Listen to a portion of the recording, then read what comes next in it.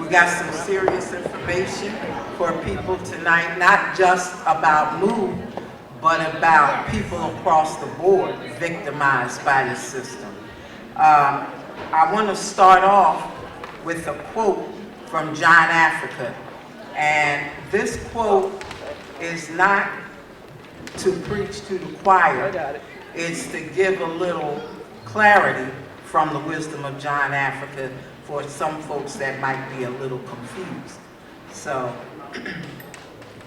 to quote John Africa, the coordinator quote, "It is past time for all poor people to release themselves from the deceptive strangulation of society. Realize that society has failed you. For to attempt to ignore this system of deception now is to deny you the need to protest this failure later. The system have failed you yesterday, failed you today, and have created the conditions for failure tomorrow. For society is wrong. The system is reeling. The courts of this complex are filled with imbalance. Cops are insane. The judges enslaving. And it is foolish to continue to close your eyes to this. Judges don't care nothing about poor black folks. They don't care nothing about poor brown folks, red folks, poor white folks. It ain't in their interest to rule in court against the people that created the courts, the people that run them, those that run them people, and those they answer to. To expect a judge to truly rule in favor of a person that has committed a so-called crime against the system that created the very courts that employ the judge makes no sense at all. For despite how the ruling of a judge seems to appear, it is done in the interest of the people that control his job. When a judge seems to be ruling against the established, it is only because the established is in no danger of getting hurt, because it is a situation where to make a ruling in favor of the establishment would hurt them more than to rule against them. And while it may seem that the judge is being fair, his interest lies with the establishment. End quote, John Africa. Long live John Africa.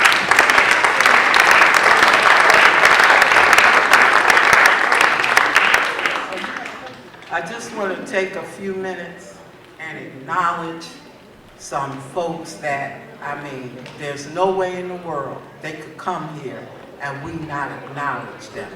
I want Brother Herman Ferguson and his wife, Ianua Ferguson, to stand up. Stand up.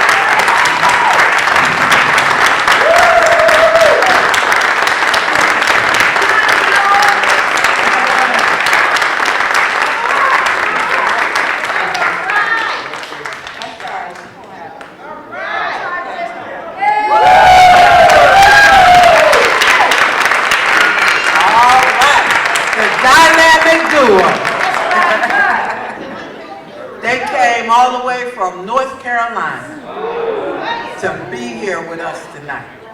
All right. Herman and Safia Bukhari initiated a movement called Jericho and initiated having dinners every January for political prisoners to, raise people's consciousness about them, to raise money for them. The work that this couple have done needs to be acknowledged. Needs to be acknowledged. All right.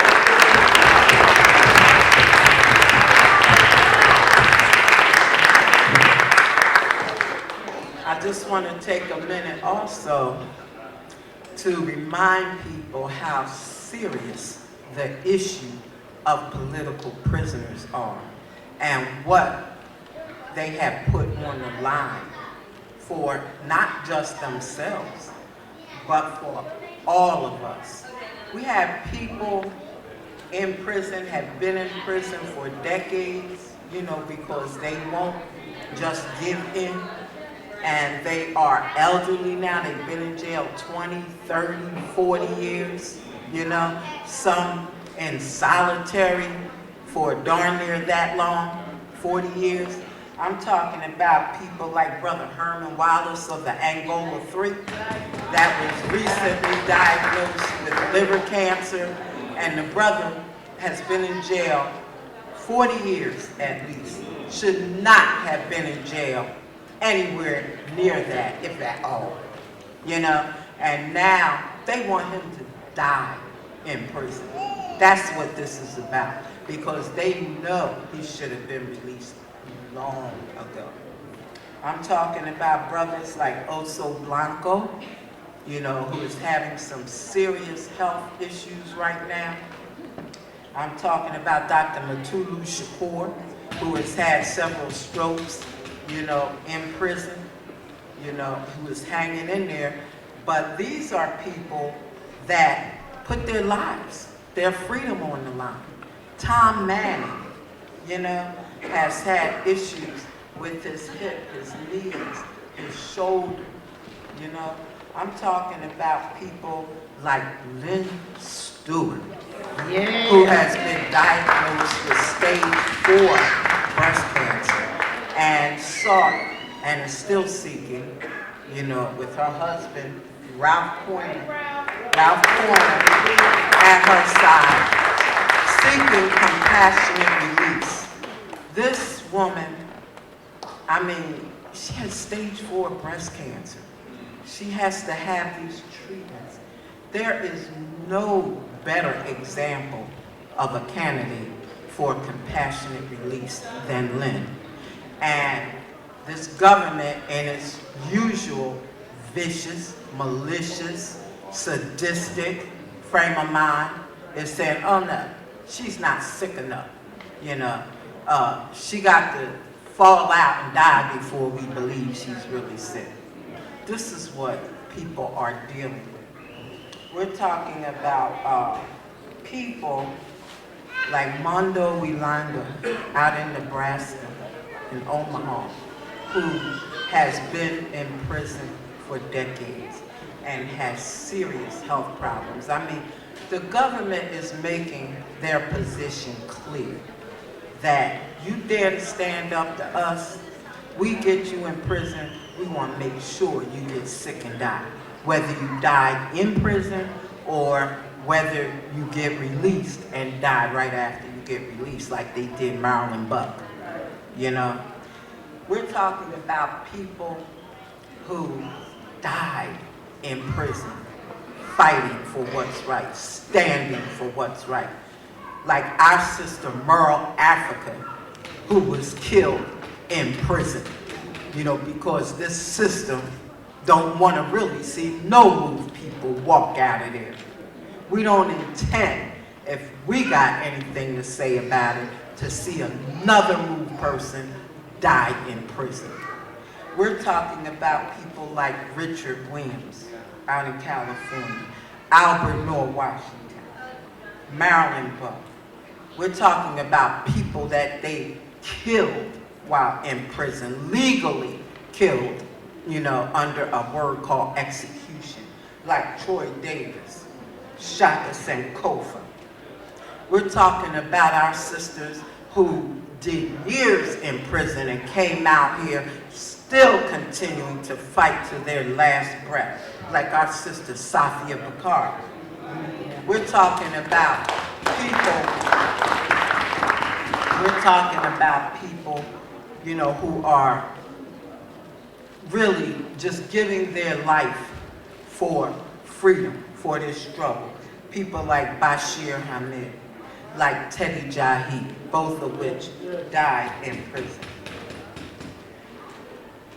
This fight, this revolution is serious. I mean, George Jackson should have shown people that, you know. I mean, the Attica slaughter, murder, should have told people that. Like I said, I don't want to preach to the choir. I want to provide the choir with more information, more examples, And I want to provide those that don't know with the wisdom of Giant Africa so that you get on the move and stay on the move. You know, don't accept what this system is dishing out, because if we accept it, then we deserve it. We deserve it. Giant Africa teach that not only is the oppressor wrong and guilty, you know, for oppressing people, brutalizing people the way the oppressor does, but we are just as guilty, just as criminal, if we accept it. That's right. Accept it without resisting it, without fighting back. Because then you're endorsing it. You're endorsing it. You're perpetuating it, and therefore have no right to complain about it. Well, MOVE is complaining about it, goddamn it. And we ain't accepting it. We never will. Never will. I want to call my sister Alberta Africa up here. She has a poem that she did and some information, a statement that she wrote, and she's going to come up here and give you that information.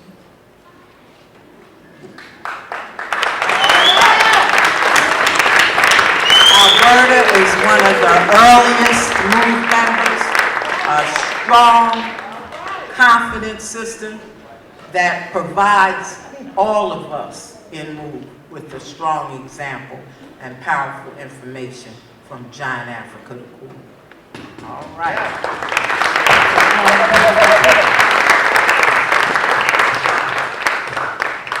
Okay, good evening. I have two things I wrote here. They're actually not poems, just something that my sister asked me to write for today's program.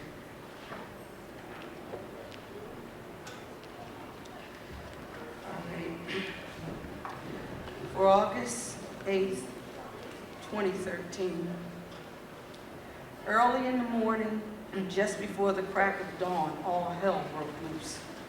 12 people, women, men, babies, animals, all huddled together in the basement, trying to survive attempted extermination.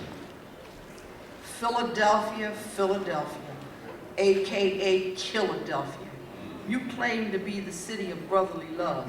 Can you explain August 8th, 1978? Somebody needs to explain it, because people are tired of all the years and years of lies, inconsistencies, and cover-ups. At some point, we'd like to know who really killed James Rand, because it wasn't MOVE. Everybody knows that. And ain't that much cable TV in the world to keep us diverted from the truth forever. The fact that people's lives ain't worth nothing to this government is most self-evident. Over them lies in that Constitution about life, liberty, and the pursuit of happiness. What poor person ever got any of that? This government ain't never gave MOVE none of it either. In fact, they try to take as much life, liberty, and happiness away from us as they can. If they can use you, like turning you into one of them traitorous cops that they let loose on the community, back on their own people to beat, jail, and kill, then you good, so-called. But if you ain't no use to them, then they abuse you to death, literally. Because the common denominator of USA.gov is wealth and so-called power. He who holds these keys commits the evil deeds and walks off into the sunset, leaving the people stunned, alone, and powerless.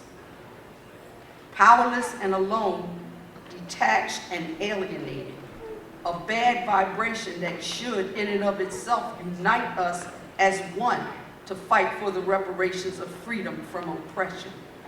It will not unite the people, however, because this government has seen to that. They have deliberately groomed people to be alone and apart from the masses. They have deliberately trained people to be alienated and separate from each other, to make us an easy target for quick and easy containment. Because the government demands unity in their troops. demands that their troops band together in a concerted effort to keep the people down. But unity is forbidden in the people. The government forbids it and forcefully enforces discouraging any unified effort of the people, by the people, or for the people. So things go down like August 8, 1978 in Philadelphia, and May 13, 1985 in Philadelphia, attempted annihilation of MOVE. December 4th, 1969 in Chicago, the cold-blooded murder of Fred Hampton. February 4th, 1999 in New York, Amadou Diallo shot to death 19 times. November 25th, 2006 in New York, Sean Bell shot and killed. January 1st, 2009 in Oakland, California, Oscar Grant shot and killed. All these atrocities committed by gangs of cops, specially trained by government to be unified forces against the people. While the people have had the notion of unity, solidarity drained out of them like their life's blood by that same government, with no reparations for nothing and nobody, just like in the days of slavery. Yeah, we remember them days of slavery. We'll never forget them goddamn days of slavery. Long live those who struggle for freedom, who understand the necessity for unity, solidarity, and won't give up the fight, no matter how many distractions, diversions this government throws in their path.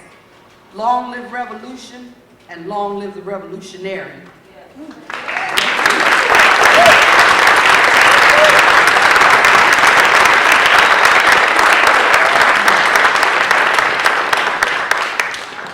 My last one is a little like to encourage, love and solidarity amongst all of us who are fighting for the same cause.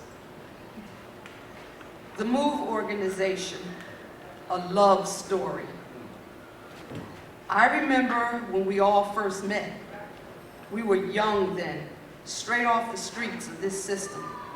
It was back in the summer of 1970.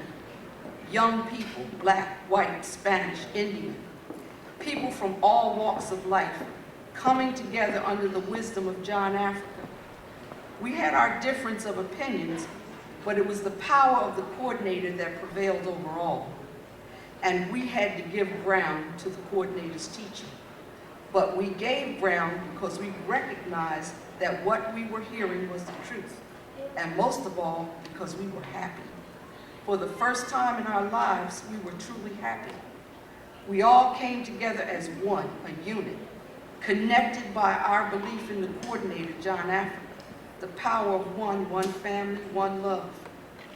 We spent all our waking hours together.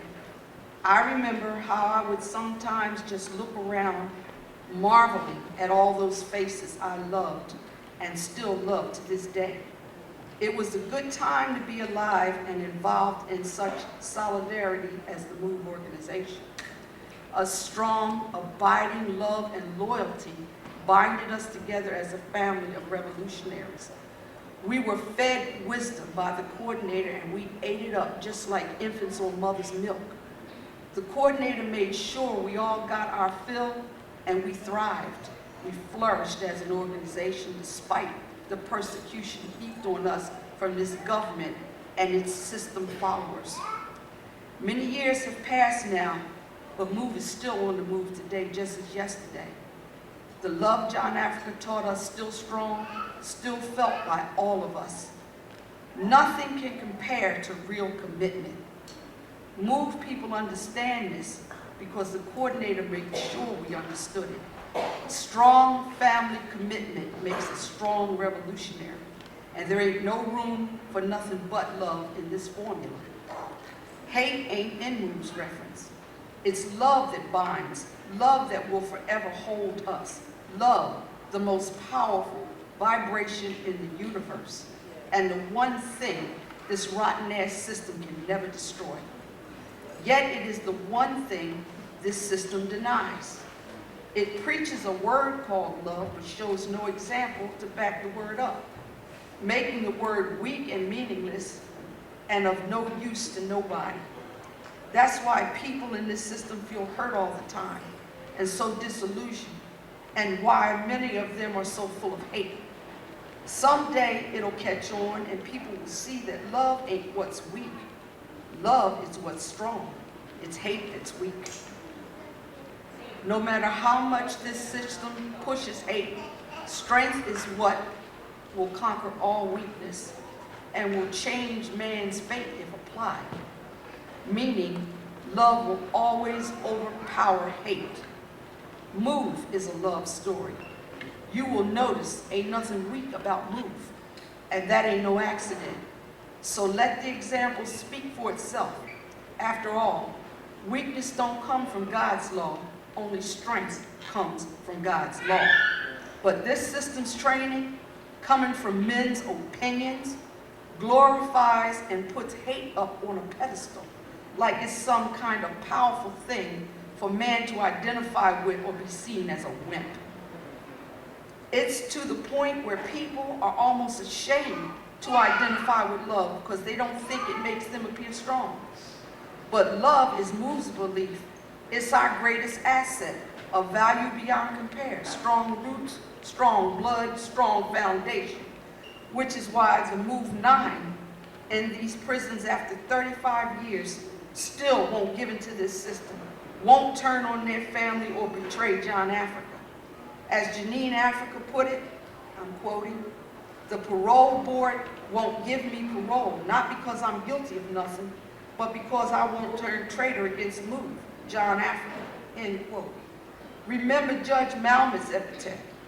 He didn't know who shot James Rand, but he was sentencing all 9 Move members to 100 years in prison because they said they were a family, so he was sentencing them as a family. The Pennsylvania Parole Board's decision to never give the Move 9 parole based on the same hatred for the family loyalty they see in Move as Malmuth, but it didn't break Move. Malmuth and the parole board is the system's hate personified. Janine Africa is Move's love crystallized. Malmuth is dead. Janine Africa is alive and strong. Those cops that tried to beat Delbert Africa to death were all full of hate, and they are all dead, but Delbert Africa is alive and strong. The problem in this world ain't love, it's hate. Hate causes the confusion that causes people to devalue themselves over a theory of prejudice, only to have it come back on them like a boomerang, taking them down the same as the victims they aimed for. The Move organization is indeed a love story. Breastfeeding Move women, feeding their sister's baby because she's in prison unjustly. Move men fighting bloody side by side against onslaughts of cops and prison guards and never backing down or leaving their brother's side.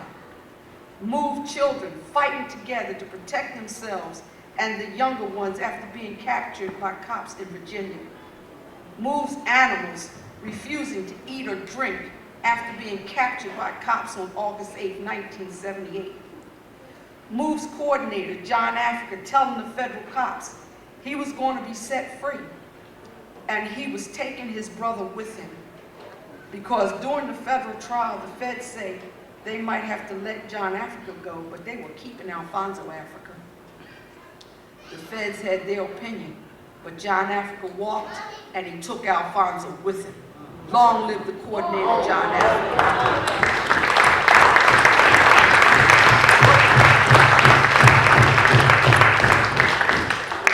This is my family, the Move organization, running together, working together, eating together, fighting this system together, sharing happy times and sorrowful ones, having patience, understanding when one of us is troubled, being loyal to our coordinator and each other, and fighting off anything that threatens to come between us. This is Move, and this is indeed a love story.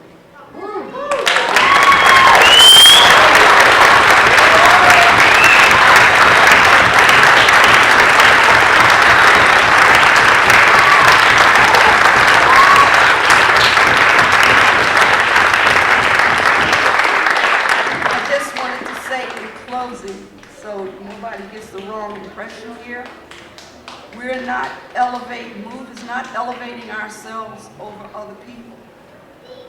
We are trying to set an example here to show people what can be done if people just listen a little. Because divisiveness will never make us strong. And if we're not strong, we can never fight off the oppressor. Because they got more guns, they got more troops, they got more of everything to kill. But John Africa is saying, it's not the guns that's going to do this. It's the togetherness of the people, the masses coming together and having some understanding and loyalty amongst ourselves and using that to push wisdom on these idiots out here calling themselves our leaders. They're idiots. It's the grassroots people that have common sense, not these people. And we shouldn't be following them because they are leading us straight to hell and our deaths. But if MOVE can just set an example of solidarity and loyalty here, and people can just look at it, and then look at the contrast in this system where everybody's fighting each other. They're not fighting the government, they're fighting each other. If you look at the contrast, you begin to see what the coordinator is saying here. The solution is in us coming together. MOVE people, we love each other, but we love you too. We love you too. And that's why we're still here trying to talk to people, trying to get them to listen so they can turn this thing around here. On the move.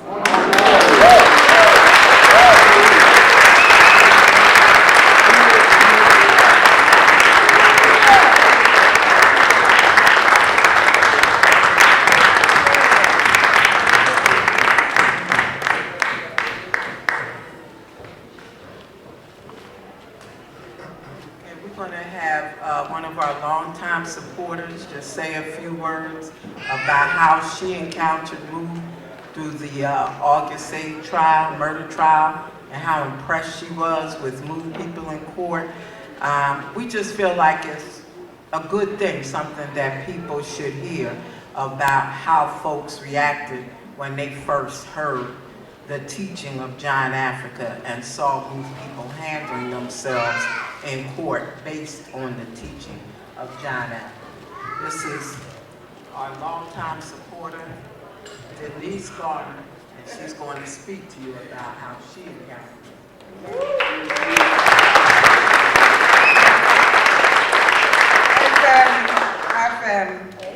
Our family. Yeah, I learned that from the coordinator that what family is and what family ain't. All them words, mother, brother, sister, all that means family, unity, one. Our family. 1979. 1978.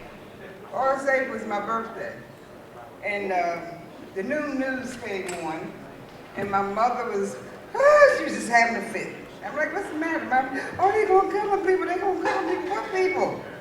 The people that, you know, the people that down there with the dirty hair. I said, and I looked at the TV, noontime, and I saw sandbags and police with helmets and things like that. So I figured that was over Vietnam or somewhere. I figured I had missed what she was talking about. But 2 years later, I found out that it was right here in West Philadelphia. She asked me to go down to the trial with her. Some of my family, what they call roving jurors, going around the trial to trial. Said, I don't feel like it. It was my birthday. I had a hangover. You know, I was a hopeless alcoholic. So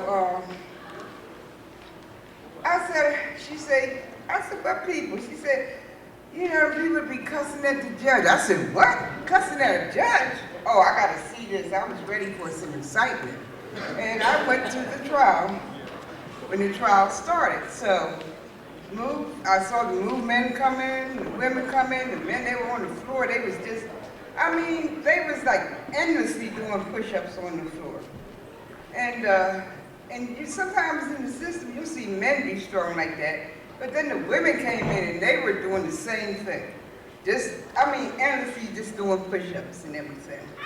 So eventually, the trial got started, and as Moo have been taught to represent themselves, because I remember them telling one of the defendants, "Now, if you want to represent me, when they give me some jail time, you represent me. You know, do that since you want to represent me so bad." So they were representing themselves, and I remember one thing in particular, Delbert Africa. He was questioning one of the cops that was out there August the 8th, who was testifying that he had seen the bullet come up out the basement, hit the tree, and ricochet and hit cop Graham. Del has a kind of comical way of saying things sometimes, serious as he be. And when he was questioning the cop about that, the audience in the courtroom was laughing. And the judge was turning red, and he got his hammer and he was just beating. He said, "Okay, Mr. Africa, okay, Mr. Africa, you can cut out all those theatrics." Delbert turned around and said, "Theatrics? You damn up there with a goddamn costume on." But the thing was, I was looking for excitement, but when I heard that, something clicked. I didn't laugh. I said, "That's the truth. He is one up there with a costume. That is a costume." So I stayed there, my mother patted me on my back, so I see all this strength right away. I want to be like Move. And that they're being I was very, very sensitive. And then my mother was there and she was patting me. She was like, "Denise, don't cry." But she don't know what, she later found out the reason I was crying is because I was trying to be like Move, and I just peeled me some water too. Popped it in my mouth and chewed it up. Never having done it before. And there was smoke coming out my ears and teeth and snot and everything. And all you know, my head was coming out. So anyway, I kept coming around. Because here were people talking to authoritative figures, judges, you know, just looking back on police officers like, you know, you just like me, you're just another person. And I wanted, it's attractive. Strength is attractive. And I was attracted to it. So I began coming around and I met Pam and I was like, "Pam, can I meet the people? Can I meet them?" And y'all know how friendly Pam, yesterday, today, and forever, that's even gonna be the same. And so they made arrangements so that I could visit the family in prison up in Holmesburg and House of Correction. And it was so organized because sometimes they didn't get to be together. But she would organize and say, "You pull them out, you pull them out, you pull them out." And we would all go together. And everybody come out and they get to see each other and be with each other. And people that were visiting their own families and stuff, they would watch us like they were watching a movie. I would have hangovers in the beginning when I went through the visits. When the time the visit was over, my hangover was over. One time around December 3rd and 4th of one year, they had drugged the women down with chains and stuff, and I was upset. And I fell out on the floor and I had a seizure. And Pam was there. But being around Move, adapting the food they eat, the proper way of thinking, and that was the last time I've ever had a seizure. And I was having a seizure. So when something like that was happening to me, and I got proof within my own self, someone who was an alcoholic, very punkish, I talked to Delbert and I said, I was telling him about some domestic violence I was going through. And he said, "What is you, masochistic?" I said, no. I said, I'm like hitting nobody because it hurt. I don't like nobody hurting nothing. He said, "Let me tell you something. If somebody put a foot on your neck and you take them out, he said, you ain't being violent, you're eliminating the violence." I said,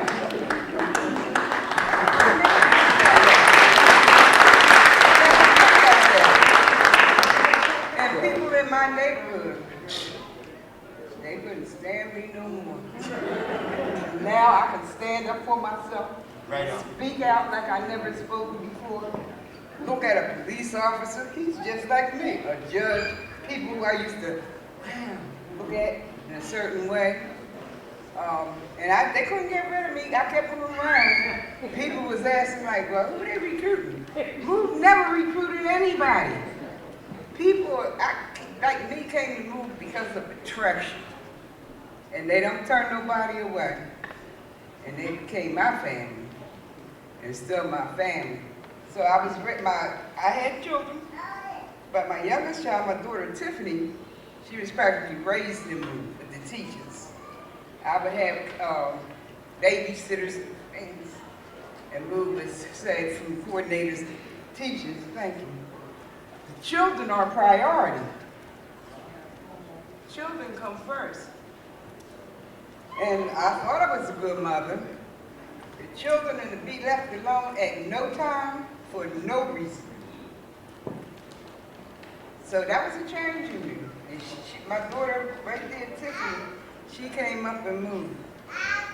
I was honored one time to sit with the coordinator in a meeting and listen to his wisdom firsthand. And it sunk into my being.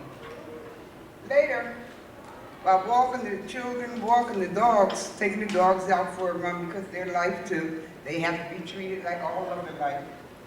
And my daughter, Slowpoke Tiffany, always hanging in the back.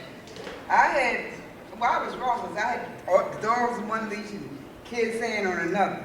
And I was told, always have one hand free. But what happened is Tiffany got behind. We crossed the street. And Tiffany was back there. When I turned around, she was on the other side of the street. So I was telling her, stay there. But somebody in the car told her, go ahead, bye. And she listened to them. And before she get halfway across the street, a truck in the other lane came and hit her. And she was laying out in the street. Ambulances came. They chopped her up.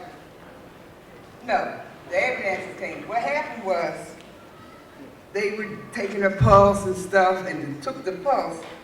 And one looked at the other, he said, and I'm like, and he started chopping her.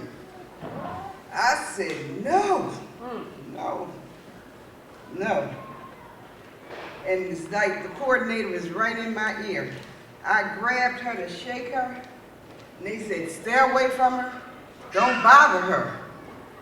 The coordinator said, whatever the system tell you to do, you do the opposite. I shook the mess out of her. And she's standing there. Yes.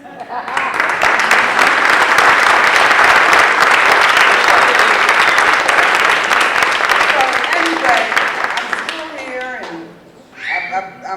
and I'm just so grateful to be around Move, and I just like to thank people for still coming around because we all family. The system's bothering everybody. This is one thing that hit me when Bert was talking about Move with love and hate, and something I learned is like the form and the reform. I learned like the cement is the hate, the reform. The grass is life, the form. And how she said love outweighs the hate.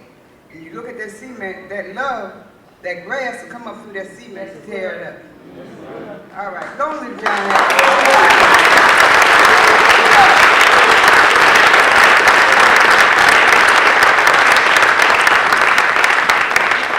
All right, telling you, we got a program for you tonight.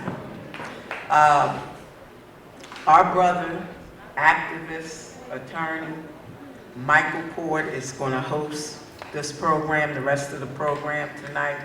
This brother is always there when we call him for anything, time on the radio, to host this program. Whatever we ask him to do, if he can do it, he's right there. So I want to introduce Michael Port.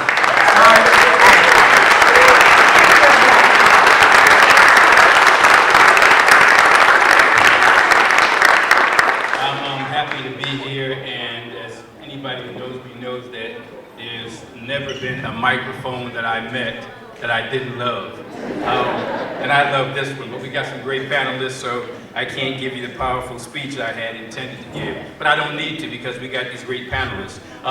One of the things that Ramona and I, by the way, I'm only going to talk for about 30 seconds, then call up each of the panelists. One of the things that Ramona and I talked about is the importance of righteous indignation. You ought to be angry. And I always quote James Baldwin from the Harlem Renaissance, who said, to be black and conscious in America is to be in a constant state of rage. If you're not angry, there's something wrong with you. So we need to have that anger, that righteous indignation, but we can't just have that. That's just the starting point. So we want you to be angry tonight. We want the panelists to be angry tonight. But at the end of all of this, we have to do something. Whatever that thing is, we need to do something beyond just being angry. Having said that, let's get things started by first asking folks to please turn off all your cell phones because it really interrupts the flow when it's ringing and buzzing and vibrating and playing some corny R&B and whack rap. So please, turn it off. Unless it's Public Enemy or Dead Prayers, then you can turn it up. Anything else, unfortunately, no. Having said that, what we want to do at this point is each of the panelists will have about 7 or 8 minutes to give their presentation. And assuming they have 8 minutes, we have 10 panelists, that's an hour and 20 minutes. And I actually have a stopwatch here on my phone. So when it gets to about 7 minutes, 30 seconds, I'm going to politely kind of stand up, and then I'm going to try to move a little closer. So when the speaker sees me like hovering over them, that means the microphone is about to be cut. So we're going to give everybody about 8 minutes. And then at the end of about an hour and 20 minutes, assuming that everybody will speak for about 8 minutes, then we'll have a Q&A where each of the person in the audience will be able to ask a question or make a comment. Having said that, let's get things started. We're going to start on the far end with Teresa Schultz. I don't really need to introduce her. All I need to say is, you talk about a revolutionary, you talk about Russell Schultz. Well, that's what we have here in the form of his daughter. Let's give her a big round of applause.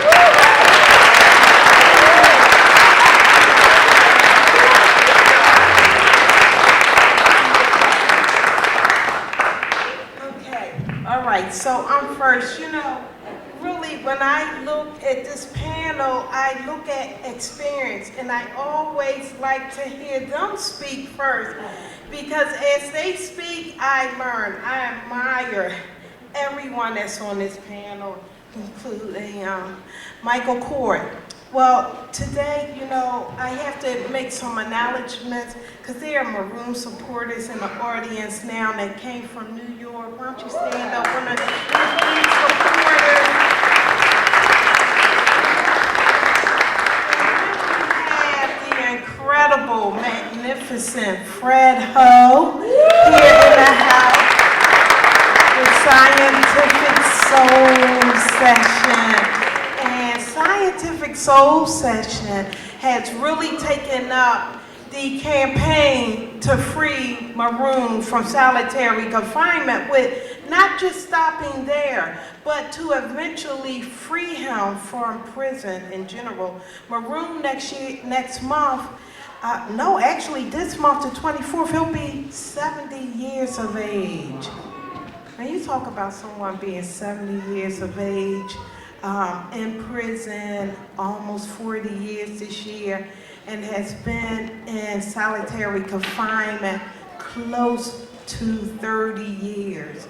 With the release of Maroon's book, there was some debate that went back and forth in reference to what the title of this book would be, the Scientific Soul Session, and really Fred Ho was backing from day one.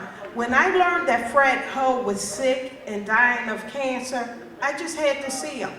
And I kept pounding and pounding, and they were like, no, he's too ill, he's not seeing anyone. And I kept calling and bugging, and finally he said, you get 1 hour. 1 hour. And it turned into more. We eventually had dinner, my sister and I and Fred, and that's what began this campaign to have a book released. And with that, Fred has been just magnificent. And even outside of that support, you all I grew up where my dad was always in a movement. because we're talking about almost 40 years in prison. So my sister and I, at 3 and 4 years of age, my daddy would have us sit at a blackboard, which my sister doesn't remember, and my dad was shocked that I remember at 4 years of age, but he would have us work out military style every morning. And she's 3, I'm 4. Her legs were weak all the time, had to help her with the workout, hold her up. But we were in training. Then we would be at the blackboard learning. And had I been under his wing for these next 49 years, I would be the bomb. I would be awesome right now. I would be like these folks standing up here. But what I do have is the same love that my dad had for me. He stood on the front lines, and he put his life on the line for me. And as a child, I didn't know what that meant until I got older, and I seen these other folks who were putting their lives on the line. So when I think of all he has given up, he's given up his life. There was a little battle debating what the title of his book would be. What type of man can withstand solitary confinement for almost 30 years? Whereas I've told you in the past, Daddy see the guys walking in, they strolling fresh off the street, and they do one thing out of order, and they end up in solitary confinement.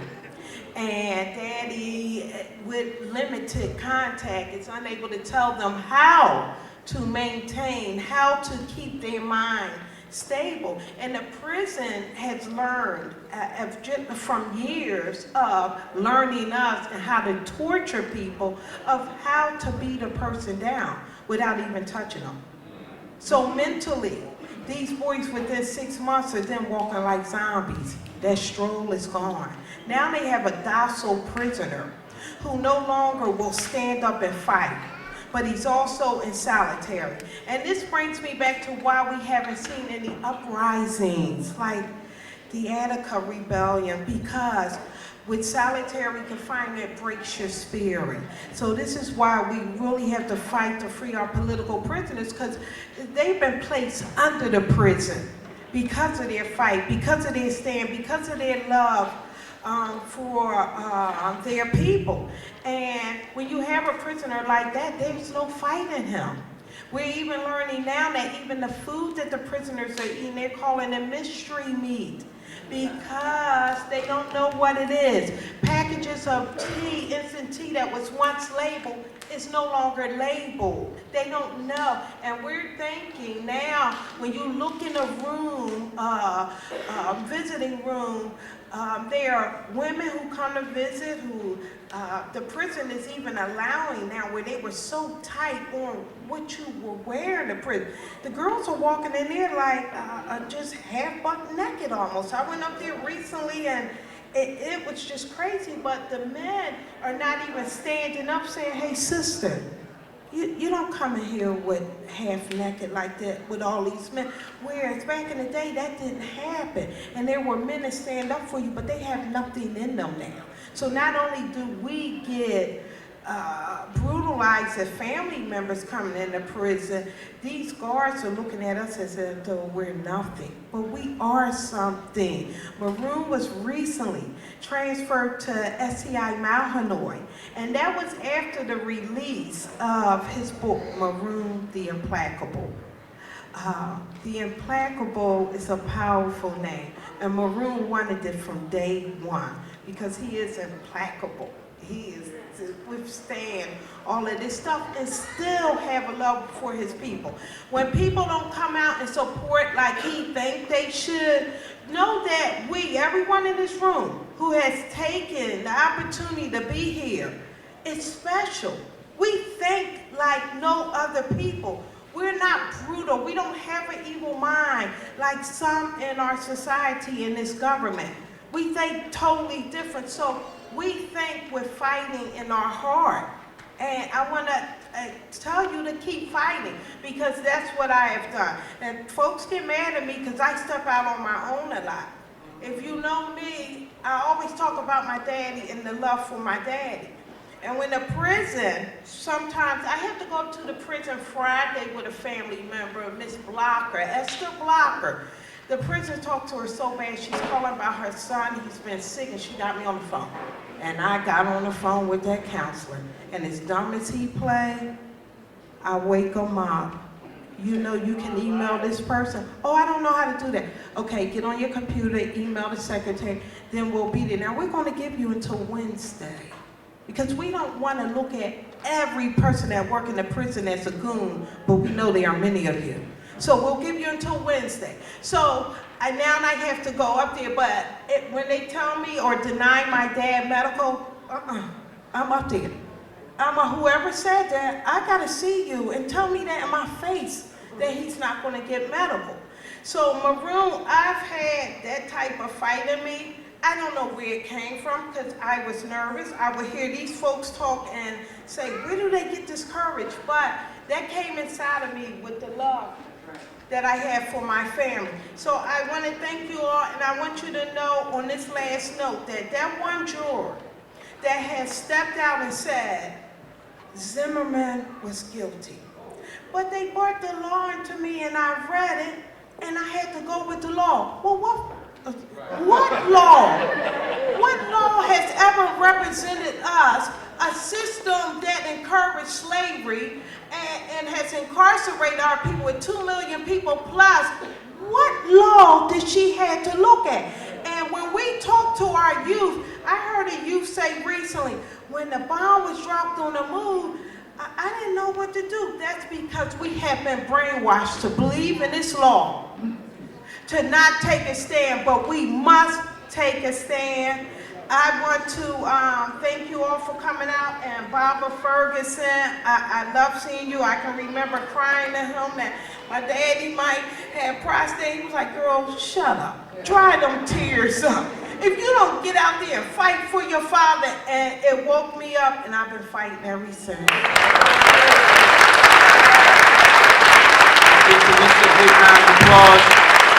And we're going to ask each speaker to give some contact information at the end. Phone number, website, email, Facebook, whatever.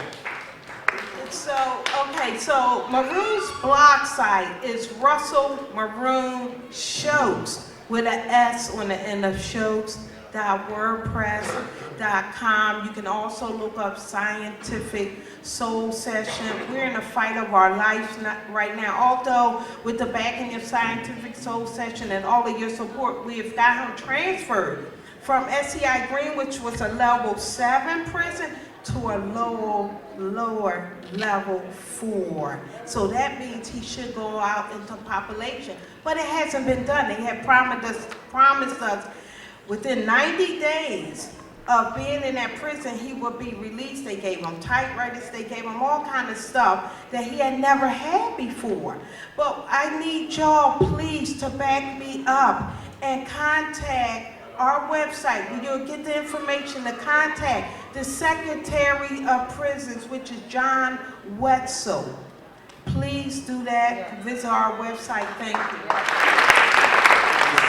Certainly appreciate the strong words from Teresa Schultz, and please get your pens out and pads out because we want to make sure that you follow up with action based on what you hear. I can spend the next half hour introducing the next person, but I'll just say 2 words: Pam Africa.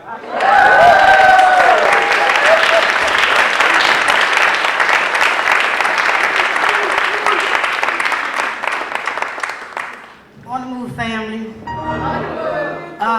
Just want to acknowledge a brother that's here tonight. He spent 33 years on death row. The brother name is Malik Shabazz. Is he in the room? Brother Malik Shabazz.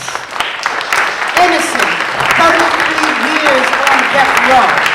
This brother needs our help because when you come out, they don't give you anything. So whatever kind of help you can give to this brother to assist him, he'll be there in the back. His name is Malik Shabazz, and we've been working with him since he came home and asked him to come here and be a part of our family and of this growing family here tonight.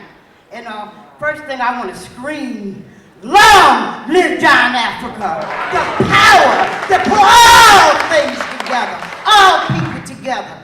This man is so powerful, so magnificent. And John Africa took me and transformed me into what you clap for today. But you probably have been throwing books at some years ago before.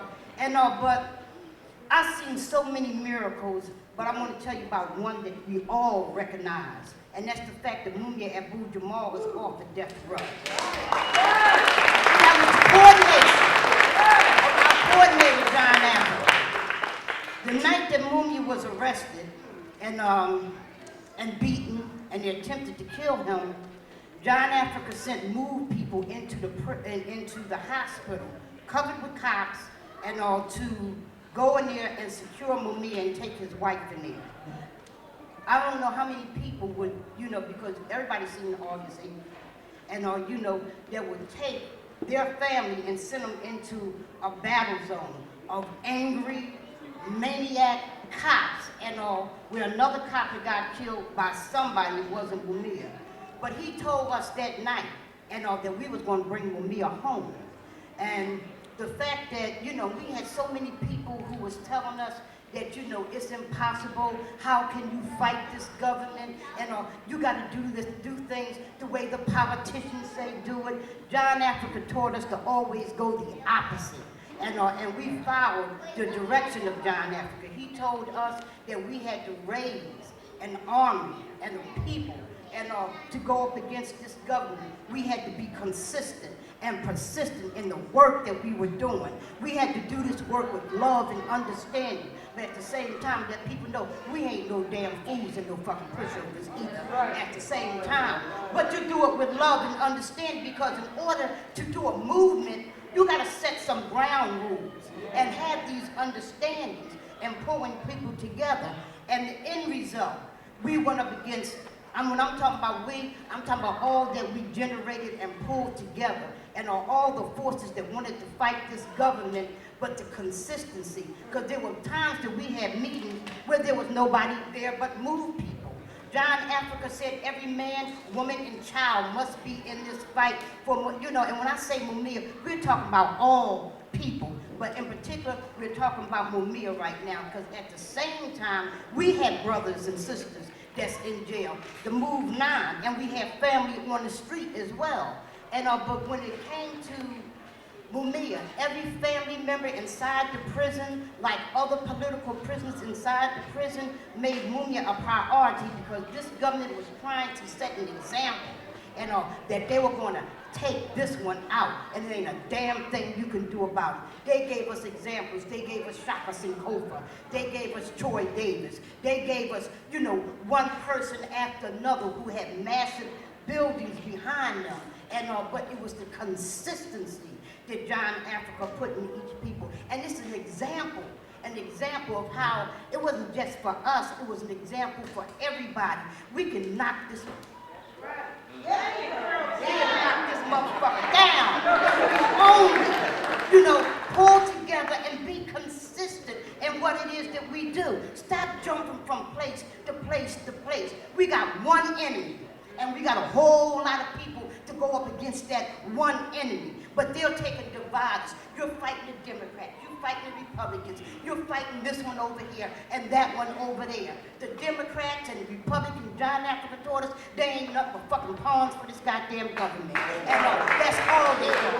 Errand boys for big business. This is what John Africa taught us. And we know that it's true. We know when they sent Howard Stern, low down, filthy, lifeless behind out there, he was mega on the radio and on the TV. I'm talking about, crazy with Howard Stern on the radio that, they push, and hard copy, and all the governors and, states and states of police. We went to France. We had to battle the police over there and show them that, we ain't no different in Philadelphia or throughout the United States right here. We got one job to do, and that is to bring Mumia home and expose you lifeless, filthy, low-down people for the weak, spineless motherfuckers that you are. And I'm saying, and we did that. And when we set examples here, we set examples there. I'm saying people throughout this audience right here know and understand that we're serious, we consistent, we're persistent in what it is that we do, and ain't no love like the love that John Africa put in us for our people. And I'm saying that that's what we demonstrate. And we're not trying to get people to join move like my sister said. And my sister Alberta, my sister Rhea, and my brother Carlos over there, they all are former political prisoners. They didn't skip a beat when August 8th came, when when they came in here after move people, and they shot thousands of pounds of ammunition in here. We didn't skip a beat when they came up to New York and got us. We didn't skip a beat when they came down to Virginia and got us. We didn't skip a beat when they dropped the bomb, killing 11 men, women, and children. And I'm saying you can do the exact same thing, because you see, Alberta is strong, Rhea is strong, Carlos is strong, the children is strong. And I'm saying an example of family. I'm saying, people see our children. I remember being a sympathizer, then a supporter, and then before that I was a move hater, didn't understand it.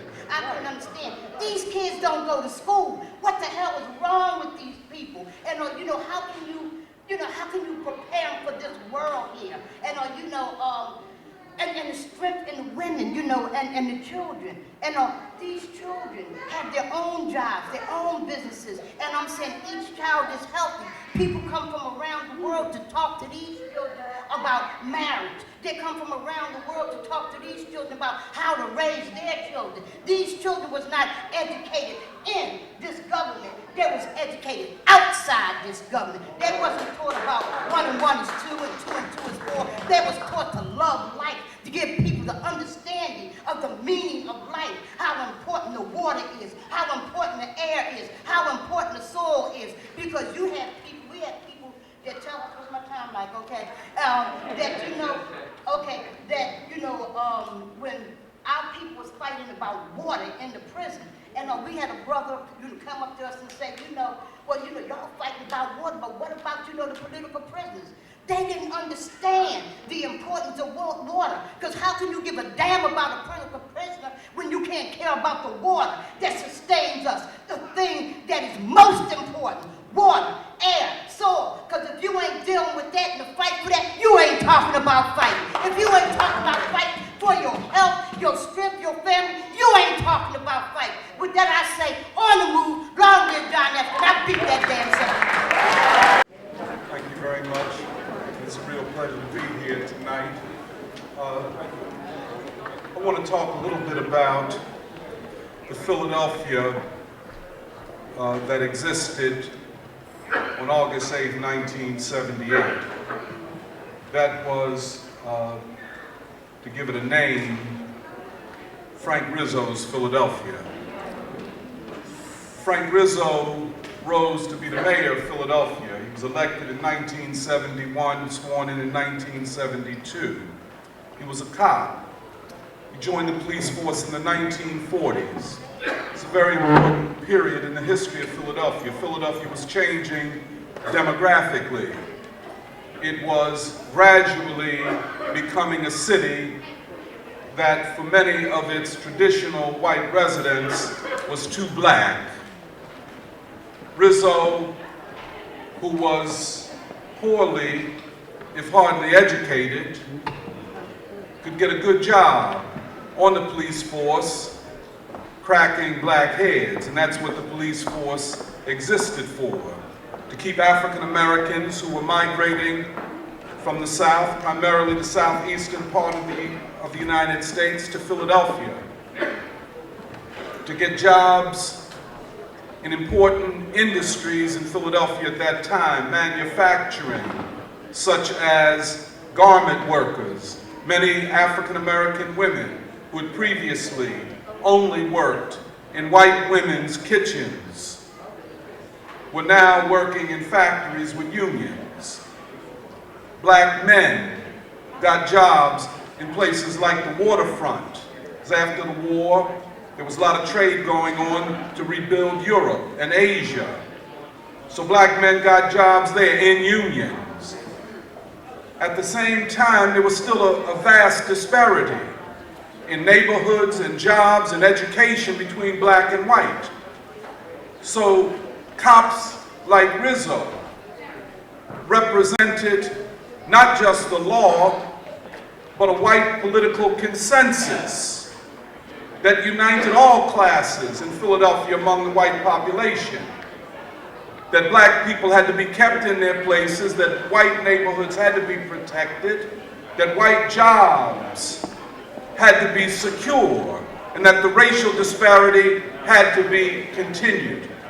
By the mid-1960s, as the great civil rights and black power movement swept this nation, becoming a force of global significance, the reactionary impulses emerging from this country's white population, who since the time of the defeat of Reconstruction in 1877 and the emergence of the crypto-fascist and neo-fascist system known as Jim Crow in the South, which determined the relationships between blacks and whites all over this country.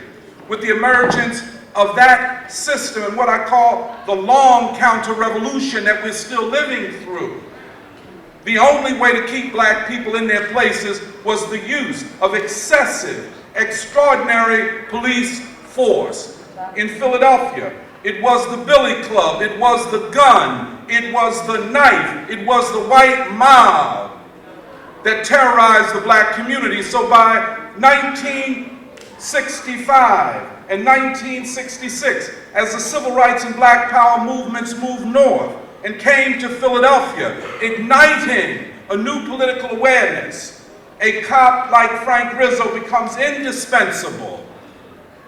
He becomes nationally known when in 1967 he unleashes his dogs upon, I'm talking about the human dogs, the police, upon demonstrating black students who were calling merely for black studies to be taught in the Philadelphia school system. By 1971, Rizzo is elected mayor of the city. Now we have to understand that election if we're to understand the political and social geography of the city. That attack moved in August 1978 and dropped a bomb on their home and on a neighborhood in 1985. These were not events that were not connected to a political geography of this city. And the political geography could be described in one slogan: white power. Wow. And that's what Rizzo was elected upon. And that's what he carried out. And that's what we resisted. In the end, having been alive at that time, and of course I knew Pam even before she was a MOVE supporter, Jeanette as she was called then. What we have to acknowledge, that we faced an existential struggle between life and death. The forces of Rizzo and white supremacy, and sadly, the majority of the white population of Philadelphia represent the forces of death, the existential forces of death, unequivocally. And that mentality goes back to the period of enslavement. We cannot be unmindful of the fact that that system could not have worked were it not for 5 million white people, all of whom considered themselves the police of every black slave, who constituted 4 million at that time. What Rizzo represented, keep me on my time, Mike. What Rizzo represented in Philadelphia is what Bull Connor represented 50 years ago in Birmingham, Alabama. Wow. And just like Ralph Shuttlesworth and Martin Luther King and C.T. Vivian and Y.T. Walker and the SCLC, when they went into Birmingham, they were all prepared to die. In the same way that when MOVE confronted and stood up to Rizzo, they knew that they were standing up to the most deadly neo-Nazi mayor in the United States at that time. He bragged that he would make Attila the Hun look like a F word. No need fuck. This is what we were facing. I'd like to end on this. The question today is, what do we learn from August 1978, 35 years ago? What did that standoff teach us about what is to be done in this moment of global crisis and the economic, social, racial, and political crisis of the United States? I think what it says to us, first of all, is that all forces who call themselves progressive must organize themselves as a united front in defense of the fight for black liberation. The struggle for black liberation, I agree with everyone who says this. It is non-equivalent. There is no equivalent in the political equation to the struggle for black freedom. A lot of people say, well, I'm fighting for gay rights. That's the new civil rights. Or I'm fighting for women's rights.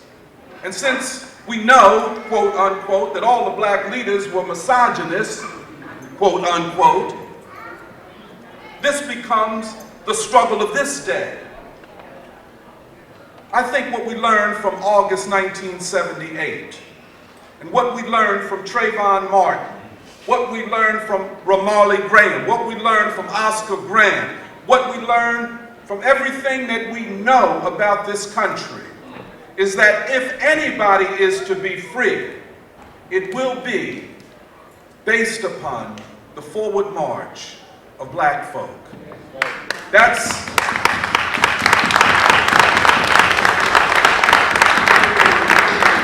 coded in the DNA of American history. That is the inescapable logic of this. Now, a lot of people say we can get the logic from somewhere else.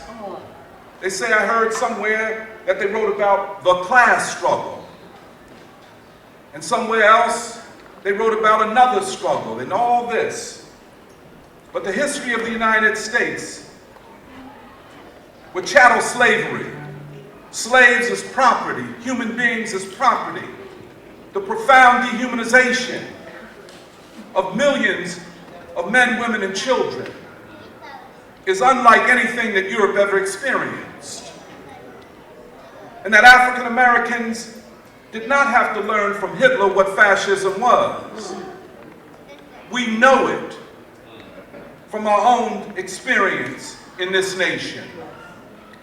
I just say all of this to say that the 21st century will be the century of decision. Either we win or we lose. Come on.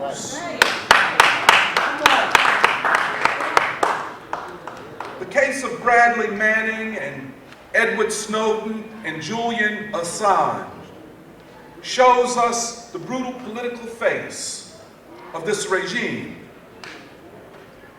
But then there is a deeper set of events, and they are symbolized by Trayvon Martin. We can't bring Trayvon back. Justice for Trayvon is a struggle for freedom for black people. Yes. Yes. Now I want to just end here. I always say I want to end. But you know, if you've seen the movie on Oscar Grant, and they had him on the ground, and that cop shot him in the back. It reminds you of the vicious beating of Delbert, Africa. And you know, these psychotic racists don't just want to kill you. Killing for them is too good for you. You look at Oscar Grant, they wanted to paralyze him. They shot him in the lower back, severed his spine, so that he would always live remembering the cop that did it. And so it was with Delbert.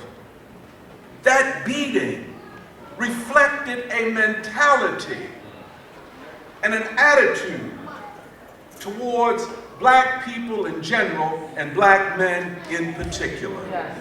We want to leave you in a state, a vegetative state, a state where you can never enjoy any part of your life.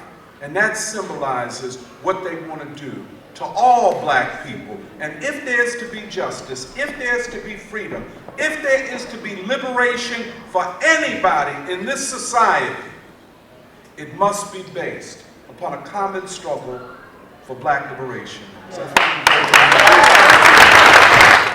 I asked to speak next because my colleague, Dr. Montero, essentially touched on some of the points that I wanted to make, and I wanted to speak immediately after him to underscore the crisis that existed in American society at the birth of the MOVE organization in 1970. Part of what Dr.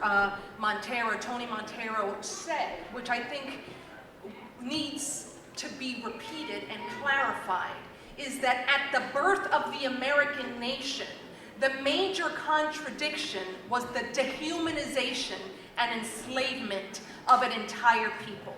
That means that at the birth site and at the birthplace and at the birth moment of the United States of America, there was a poison, and that poison was American slavery, and that poison would define the history of this nation, but it would also define the character and possibility of the struggle for freedom in America. Which is why every time African Americans have fought in this country, we have redefined the meaning of American liberation and freedom. And it is a freedom that has at every turn offered freedom, not just to African Americans, but to Native Americans, to Latinos, to women, to poor people, to the working class. Which is why the statement that the struggle for freedom and liberation in America and in the world is integrally tied to the question of black freedom. Yes. Now, in 1970, there was a struggle in this country that almost, of course this is Mumian. I just lost. So he'll call again. He said that he wasn't going to call. Okay. Okay, so 1970 is an important year because it helps us understand why we have the Move 9 and how it was that an American municipal government decided to bomb its people in 1985. How does that happen in American society? And I think that, and ultimately we have to understand this if we're going to free the Move 9 and if we're going to free Philadelphia. Because Philadelphia cannot be free unless it comes to terms with this human rights atrocity, with this torture. So we have to really understand how it was that we got here. In 1970, in Philadelphia, there was a huge crisis. There was a crisis of deindustrialization. African Americans were competing for jobs, few jobs, with whites who had been here before this migration of African Americans en masse to Philadelphia after World War II. There was a struggle for white power, in fact, and that term wasn't invented by us. That was a term that Mayor Rizzo used, apparently, at a demonstration of white people in Philadelphia who were fighting against the desegregation of housing. And he said, they're talking about black power, and we're talking about white power. So there was a conservative restoration, a counter-revolution that was being born in the throes of the Black Power and civil rights movement. That's what was happening here in Philadelphia. But what was happening abroad? Abroad, that third-rate, that little raggedy-ass third-rate nation, as Johnson called Vietnam, was kicking the hell out of American empire. That is called called a crisis of American decline, a decline in its power. The example of the Vietnamese was inspiring others around the world and domestically to fight back against empire, against capitalism, and against authority and power. Domestically, you have the Black Panther Party and other radicals, but mainly black radicals, who are putting forth a different alternative means of organizing society around different priorities. Equality. Yes. We should be organized against human need, not greed. Yes. Capitalism has to go. And empire is a relic of the past. It's a deteriorating system that we should kick into the bowels of history and never see it again. That is why J. Edgar Hoover identifies the Black Panther Party as public enemy #1. Because as the sister who spoke before us in the beginning said, when she saw MOVE challenging the police and the judges, Yes. as if they were no better than she, that gave her strength, Yes. and she wanted to join that Yes. movement. Yes. Yes. That's why we have political prisoners. Because historically, when individuals have stood up and said there is something in the soul that cries for freedom, and then that there's something in the soul that demands that I stand up and fight, the people in power start getting scared because that represents a threat to society, to status quo, to injustice. So what do? They criminalize these radicals, right? They criminalize the MOVE organization. In 1970, what did MOVE represent in the throes of this crisis in which the system wanted to reassert itself and regain its power? What was MOVE talking about? The MOVE people were Marxists, but they had a critique of capitalism, right? And imperialism. They were the first environmentalists, really, right? They were all about a critique of the disregard of this system for the environment, for the water, for animals, for food. They also, so those were their large ideals. But they also said, and that struggle begins right here in Philadelphia, in North Philly, with the police. And so they were one of the strongest fighters against police brutality in this city.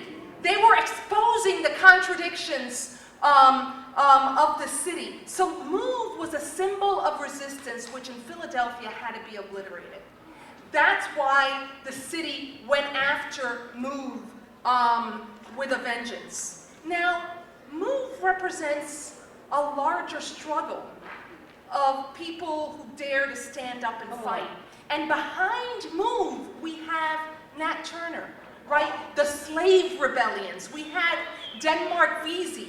We have Gabriel Prosser. We have John Brown, Eugene Debs, who fought for the 8-hour day in the 1880s in the railroad, on the railroad lines, literally, and was arrested and imprisoned in the 1920s for his activism. We have the Haymarket Martyrs, right?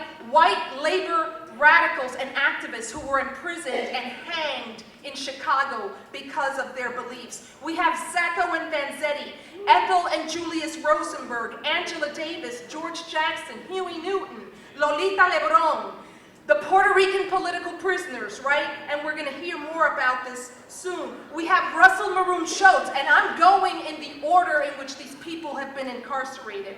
Before that, we have Don Pedro Albizu Campos, the father of Puerto Rican nationalism. Eddie Africa, Janine Africa, all of the MOVE 9, Herman Bell, Eddie Conway, Asada Shakur, Dave Gilbert, Sekou Odinga, Oscar Lopez, Bradley Manning, Leonard Peltier, Sundiata Acoli, Janet Africa, Phil Africa, Abdul Majid, Luis Rodriguez, Lynn Stewart, and the list goes on and on and on. These are our freedom fighters. These are the people who civilized American society. Every time these people people stood up, the hopes for us and our children rose exponentially in American society. If we are the society that we are today, if I am able to teach at a university today, as is Dr. Montero, previously enslaved people, it's because of the struggles of these freedom fighters. I will repeat, these were the people who civilized American society. So the question is, I talked to Mumia earlier today, and he said that he wasn't going to be able to call, and I asked, well, what do you want me to bring to the conversation this evening? And he said, tell people that it's time to quit playing, and it's time for us to bring the Move 9 home. So the question is, how are we going to bring the Move 9 home? All movements are local. In Philadelphia, it's about the Move 9. It's about reparations for the Holocaust of September 13th, May 13th, 1985. It's about bringing Russell Maroon Schultz home. It's about the fact that the city is closing down how many schools and building more prisons. That's what this struggle is about right here in Philadelphia. Movements are local, so what do we have to do? We have to figure out a strategy that's going to put pressure on the city of Philadelphia and the state of Pennsylvania. How do we do that? We need to get churches and universities and schools to adopt the political prisoner. And there are plenty of them. I failed to mention Mumia Abu-Jamal, right here in Philadelphia. These are things that we need to be doing right now. We need to launch a campaign in which every black church, every school in this town learns about and adopts a political prisoner and starts agitating around their release. We need to get journalists to write articles and profiles on this case along the lines that Suzanne Ross identified. She said, we need to be angry. This is a catastrophe. This is a Holocaust, right? We need to use language like human rights atrocity and torture for what's happening to Russell Maroon Schultz, who's 70-some-odd-year-old in prison, and the state intends to keep him there, an elderly man who is no threat to society, in prison. We need to build a culture of resistance. So we need to get the artists here to start throwing benefits that are going to raise consciousness around these issues. And all of this points to a strategy, right? Every movement, every revolution has deployed a strategy that has led to victories. We have to figure out what our strategy is going to be. And then we're going to have to break the law. Because power concedes nothing without a struggle and without a demand. So we are going to have to engage in civil disobedience at the DA's office, at the Department of Correction. And we need to take it to Washington, D.C., to the Department of Justice, right? So this is the kind of strategy that we need to be thinking about and deploying at every turn. I'm going to end. By saying the following. At the birth of American society in 1776, there was a contradiction, a horrible contradiction that led to one of the most horrible holocausts in the history of humanity, right? The enslavement of over 4 million people. But in Philadelphia, even though Frederick Douglass called Philadelphia, questioned the fact that Philadelphia was not the city of brotherly love, you have to understand that delegates from Philadelphia to the Constitutional Convention argued against slavery. So there is a huge history of radicalism in the city. that we need to reinvigorate and take into the streets. And MOVE is part of that legacy. And in order for Philadelphia to rediscover that history of radicalism, that voice that says that there's something in the soul that cries and fights for freedom. We need justice for the MOVE 9, and we need justice. We need justice in the case of the human rights atrocity and bombing of the MOVE people. Why? Because one of you people here, Raza Khan's daughter, sister, in a meeting we had to commemorate Pam Africa, said that when MOVE was bombed, and I remembered this, it touched me, it was like all of us got bombed. We all were silenced because the city of Philadelphia told its people, black people, Puerto Ricans, working class white people, if you dare to fight, this is what is going to happen to you. In order for us to resurrect the struggle in Philadelphia, we have to right that wrong. We have to, what is it that they say? There's a reconciliation, but it has to be a radical one.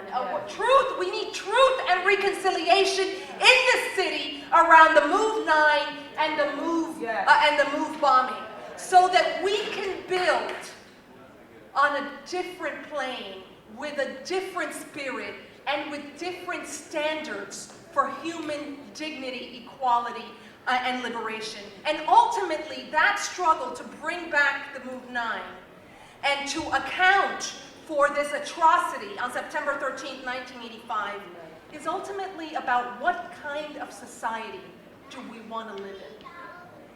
That's what the question of incarceration is about. Do we want to live in a society that throws people away, or do we want to live in a society that lifts people up and allows them to be their best selves? That's one of the lessons I've learned from MOVE, and it is an honor and a pleasure to work with MOVE in the struggle for a new society. Thank you. We want to give all our panelists a round of applause. Teresa, and Suzanne, and Mike, Tony, Johanna, Louise, Ralph, Dayquee, and Paulette.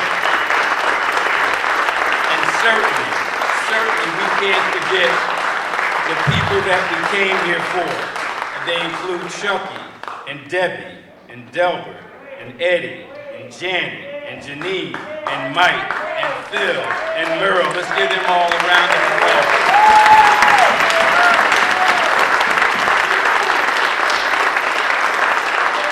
And this event would not have been possible if it had not been for the kind folks here at the Rotunda. Let's give them a big round of applause.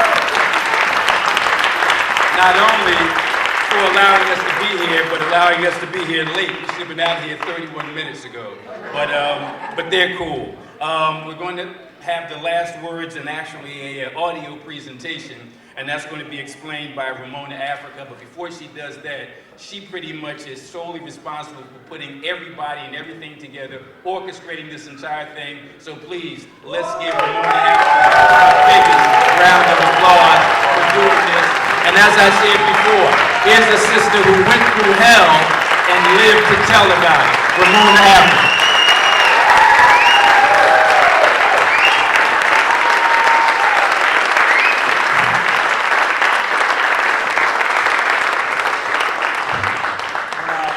I will say one thing.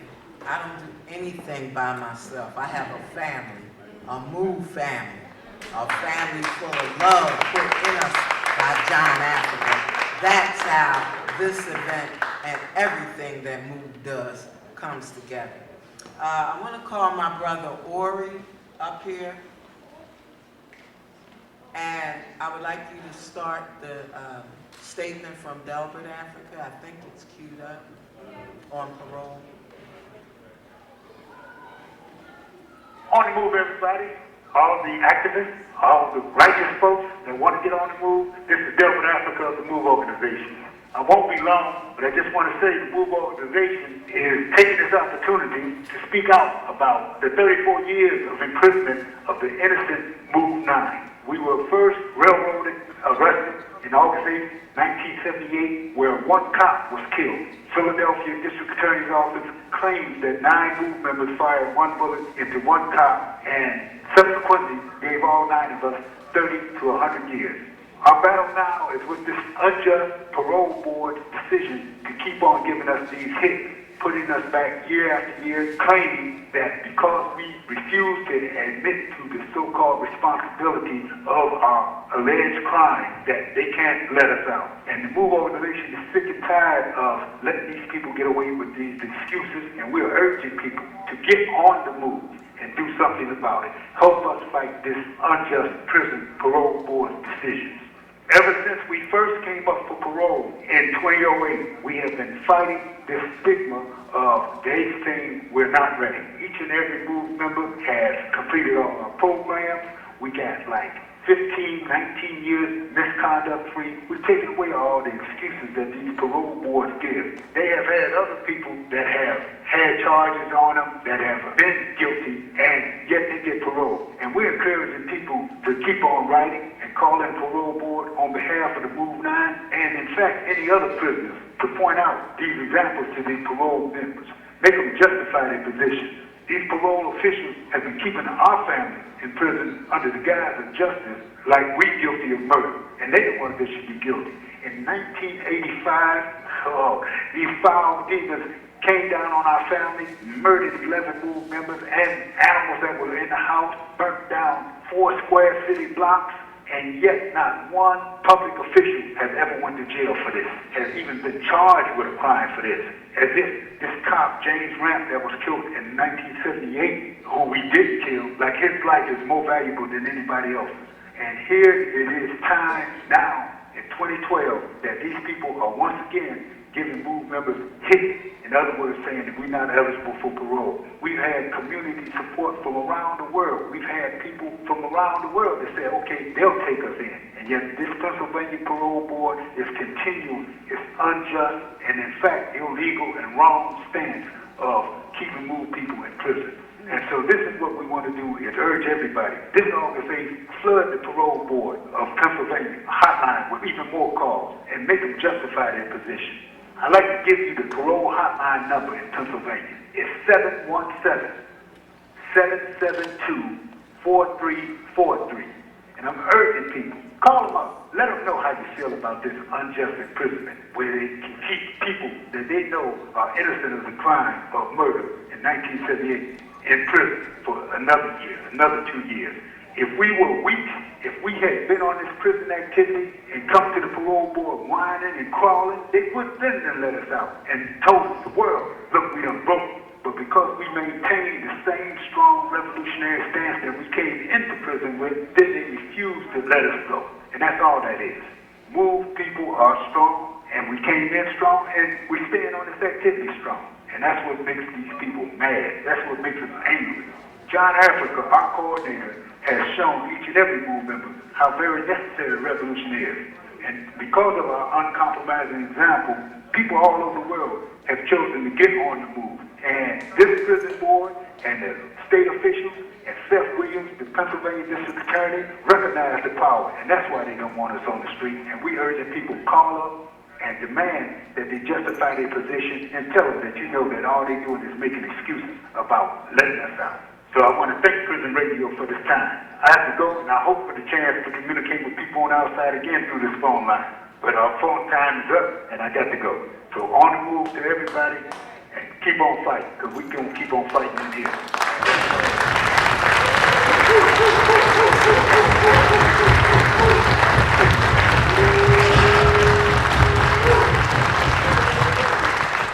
Okay, you heard from my brother Delbert Africa, one of the MOVE 9, who they tried to kill along with the rest of my family, but tried to beat Delbert to death after they took him into custody.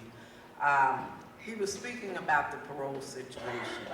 Our brother Ori, our supporter from New York, organized this campaign, this postcard campaign, against the parole board to call attention to the situation, and I want him to take a few minutes to talk to people about it. But I want to say just a few words first. You know, everything this system does, they try to convince people that they're justified, that they have righteous intentions, that their intentions is justice and, you know, maintaining order and all the other bullshit they try to convince people about. But they can't go anywhere with this stuff, you know? John Africa, having quit Move People to be able to see through this nonsense, and you know, I know a lot of other people can see through it. They are denying our family parole because they won't lie and say that they're murderers. But what? If they say, okay, we're murderers, we did it, then they'll let Move People out? So if you're a murderer, they'll let you out. But if you assert you're innocent, you stay in prison, right? Secondly, they're saying Move People won't, you know, quote unquote, take responsibility for the crime or show any remorse. Guilt or innocence is not even involved in determining parole. It's what you've done while you're in prison, if you've completed any requirements that, you know, the sentencing judge gave you, if you have a home plan and a job plan if necessary, that's acceptable. These are the things they're supposed to be looking at. Your prison record. If you have, you know, 100 million misconducts, or, you know, get into fights every other day, or if you have a basically clean record. They can't fault Move for any of those things. So they're inventing this thing about demanding that Move People say they're guilty. Now, how can these people fix their mouth to deny anybody, not just Move, but anybody parole because they won't say they're guilty? Do you know how many people have sat in prison for decades, decade after decade after decade, you know, despite their innocence, until DNA tests or some new evidence, or somebody comes forward and, you know, confesses to the crime or whatever, and then they have to let them go. So where does that leave all that demanding that you say you're guilty? You know, these people act like they know what they're doing and that they're right for handling things that way. What about all of the innocent people that they swore was guilty and demanded that they say they're guilty? Well, Move People ain't guilty. And those officials know that. And they can't substantiate keeping innocent Move People in prison, or any innocent people in prison. You know, and this is the message we're bringing to people, and this is, you know, what the Move family, particularly our political prisoners, are telling people all over the world. And people see it. They understand it. So the pressure is on. Our job is to keep the pressure on and to up the ante, you know, on the parole board, because they have to realize that it's more in their interest to release Move People than it is to keep Move People in prison. You know, that's what they're going to have to be made to understand. And the only way they're going to understand that is if the people make them understand that. So, you know, the ball is in the court of the people. Those parole board officials only have the authority that the people give them.